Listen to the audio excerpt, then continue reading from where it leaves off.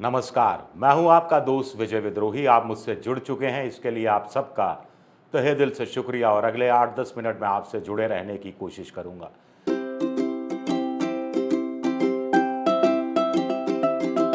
तो बड़ी खबर है कि गौतम अडानी की मुलाकात हुई है शरद पवार से। मुलाकात हुई है मुंबई में। शरद पवार के घर पर मुलाकात हुई है, 2 घंटे की मुलाकात हुई है, बंद कमरे में मुलाकात हुई है। इससे भी बड़ी खबर यह है कि मुलाकात की खबर बाकायदा मीडिया को लीक की गई है। शरद पवार के घर बात हुई, मुलाकात हुई, तो स्वाभाविक है कि शरद पवार के यहाँ से लीक हुई होगी। तो आखिर ये लीक करने की ज़रूरत क्यों पड़ी? मीडिया को ये बताने की क्यों ज़रूरत पड़ी कि शरद पवार गौतम अडानी से मिले हैं या गौतम अडानी शरद पवार से मिले हैं? और टाइमिंग देखिए, सबसे बड़ी बात, 2 हफ्ते पहले अडानी के दोस्त शरद पवार अडानी के चैनल एनडीटीवी में जाते हैं और अपने दोस्त गौतम अडानी का बचाव करते हैं। क्या बचाव करते हैं आपको पता है? जिन्हें नहीं मालूम, मैं उनको दोहरा दूं कि वो कहते हैं कि जेपीसी की मांग उचित नहीं है और कोर्ट से मामला चल रहा है, वही ठीक है, ये सारी बातें करते हैं। उसके बाद खबर आती है कि अडानी के कथित रूप से दोस्त नरेंद्र मोदी, कथित लगाना ज़रूरी हो जाता है, कथित रूप से दोस्त नरेंद्र मोदी शरद पवार की पार्टी में तोड़फोड़ कराने की कोशिश करते हैं, जिसका भंडाफोड़ खुद शरद पवार संजय राउत के माध्यम से करते हैं और इसे शरद पवार का मास्टर स्ट्रोक या धोबी पाठ कहा जाता है। और फिर तीसरी खबर आती है कि मोदी के दोस्त अडानी अपने पुराने दोस्त शरद पवार से मिलते हैं। अब 2 घंटे मुलाकात हुई, कोई मौसम पर तो बात हुई नहीं होगी, फिल्मों पर भी, ओटीटी पर भी बात नहीं हुई होगी। तो सीधा सीधा सवाल उठता है कि आखिर 2 घंटे ऐसी क्या बात हुई होगी? पहली बात तो यह है, थैंक्स गिविंग कहा होगा। भाई, गौतम अडानी के बचाव में पहला विपक्षी पार्टी है वो है एनसीपी और उसके नेता शरद पवार, जो गौतम अडानी के बचाव में आए, खुलकर बचाव में आए, तो इसके लिए धन्यवाद दिया होगा।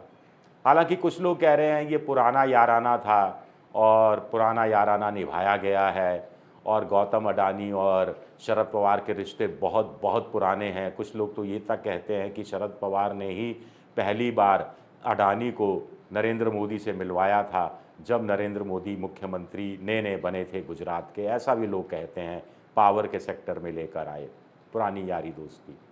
कुछ लोग ये कहते हैं कि जेपीसी का इनडायरेक्ट रूप में विरोध करके शरद पवार गौतम अडानी को नहीं बचा रहे थे, खुद को बचा रहे थे, क्योंकि उन्हें डर लग रहा था कि जेपीसी बैठ गई और पुरानी फाइलें खंगाली गई, पुराने कागजात निकाले गए, नेताओं से, दूसरे लोगों से मुलाकातें, बयान हुए, तो फिर पुरानी दोस्ती के कुछ राज सामने आ सकते हैं जो शरद पवार नहीं चाहते।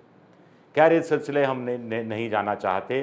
तो थैंक्स गिविंग पहला रहा होगा, स्वाभाविक रूप से शुक्रिया कहा होगा, शुक्रिया स्वीकारा गया होगा। लेकिन बाद में और क्या बात हुई? 2 घंटे तो शुक्रिया लेने देने का सिलसिला चल नहीं सकता। कुछ लोग कह रहे हैं कि जो 20,000 करोड़ का जो आरोप अभी भी कांग्रेस और केजरीवाल खास तौर से लगा रहे हैं, उस पर क्या गौतम अडानी ने अपनी तरफ से कोई सफाई दी? हालांकि उनकी कंपनी की तरफ से आया है कि साहब ये पैसा तो प्रमोटर्स का था, घरेलू प्रमोटर्स का था।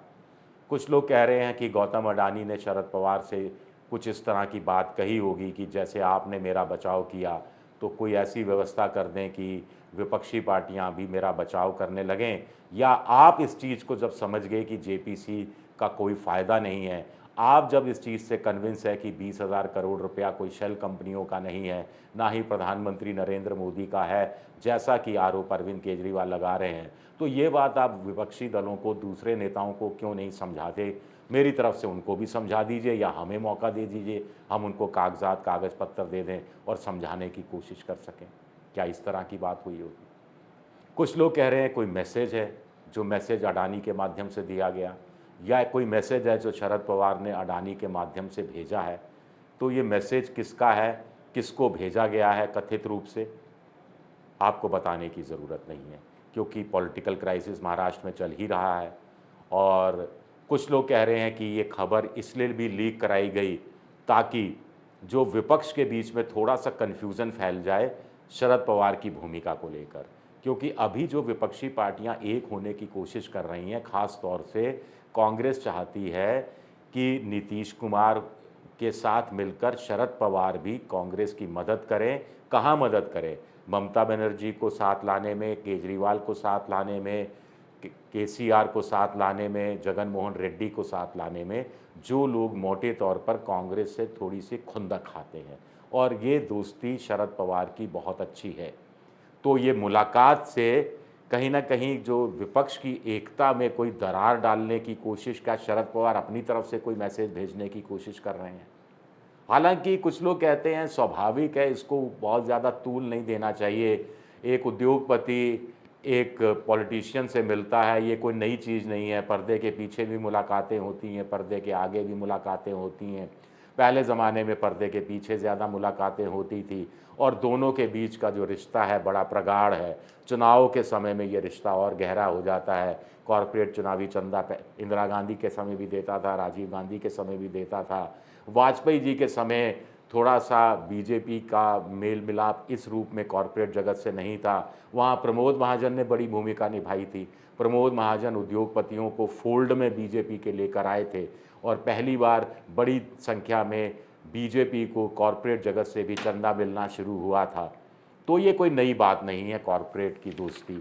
अनिल अंबानी और मुकेश अंबानी के पिता धीरू भाई अंबानी को कांग्रेस ने आगे बढ़ाया, सब जानते हैं। एक मशहूर किस्सा है कि इंदिरा गांधी की मौत के बाद जब राजीव गांधी प्रधानमंत्री बने तो वो बहुत ज़्यादा पसंद नहीं करते थे धीरू भाई अंबानी को, और धीरू भाई अंबानी एक तरह से कसमसा रहे थे कि कैसे न कैसे राजीव गांधी से 2 मिनट तक मुलाकात का समय मिल जाए। तो लॉबिंग की गई। एक फ़िल्म में भी ये किस्सा मशहूर है, ये फ़िल्म में भी बताया गया है। वही मुझे नहीं मालूम कि इसमें कितनी सच्चाई है या सच्चाई बिल्कुल भी नहीं है, काल्पनिक किस्सा है, लेकिन किस्सा है कि फिर वो मिले धीरू भाई अंबानी से और कहा गया कि साहब अम्मा के 200 करोड़ रुपए पड़े हैं, उसका क्या करना है, और 2 मिनट की मुलाकात फिर 45 मिनट की मुलाकात में हो गई। किस्से हैं, किस्से हैं। ऐसे ही किस्सा जैसा किसी को नहीं मालूम, लोग कहते हैं कि मोदी और अडानी की पहली मुलाकात करवाई गई थी शरद पवार की तरफ से। अब ये भी किस्सा है, हमें नहीं मालूम।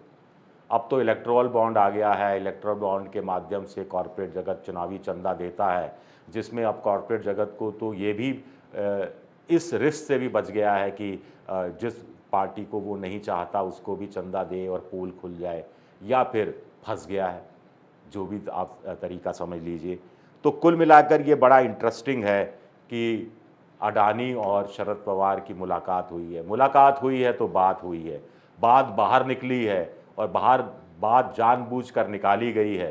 तो एक नज़्म है ना, बात निकलेगी तो दूर तक जाएगी। तो क्या वाकई में ये मुलाकात, ये बात बहुत दूर तक जाने वाली है? ये भी अपने आप में एक बड़ा दिलचस्प सवाल उठता है। शुक्रिया आप सबका, बहुत बहुत शुक्रिया।